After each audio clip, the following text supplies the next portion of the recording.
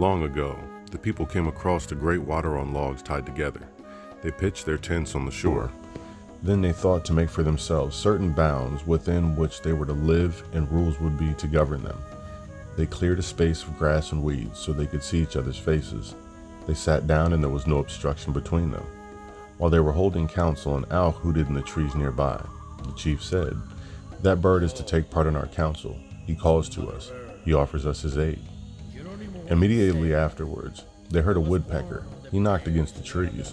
The leader said, "That bird calls to us. He offers his aid. He too will take part in the council." Then the chief appointed a man as a servant. He said, "Go into the woods and get an ash sapling." The servant came back with the sapling having a very rough bark. "We do not want that," said the chief. "Go again and get a sapling with a smooth bark, bluish in color at the joint where the branch comes." So the servant went out and came back with a sapling of that kind he described. When the leader took up the sapling, an eagle came and soared about the council which was sitting in the grass. He dropped a downy feather and it fell. It fell in the center of the cleared space.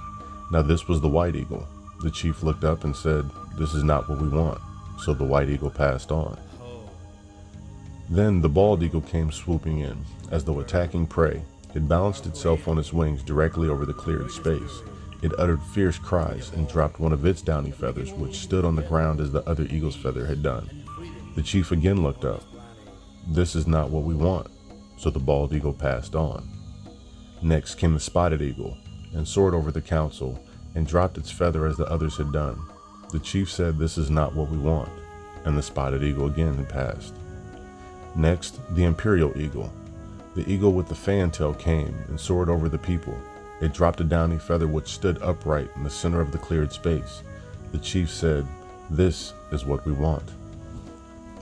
So the feathers of the eagle were used in the making of the peace pipes, together with the feathers of the owl and the woodpecker, and with other things.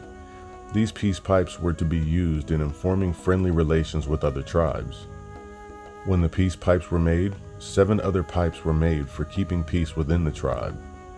One pipe was to prevent revenge. If one man should kill another, the chief took his pipe to the relatives and offered it to them. If the relatives of the dead refused to accept it, it was offered again. It was offered up to 4 times, and if it was refused all 4 times, the chief said, "Well, you must take the consequences. We will do nothing, and you cannot now ask to see the pipes." By this he meant that if you take revenge, and any trouble came to them, they could not ask for help nor mercy. And to this day, each tribe has their own pipe as a symbol of the peace that goes on.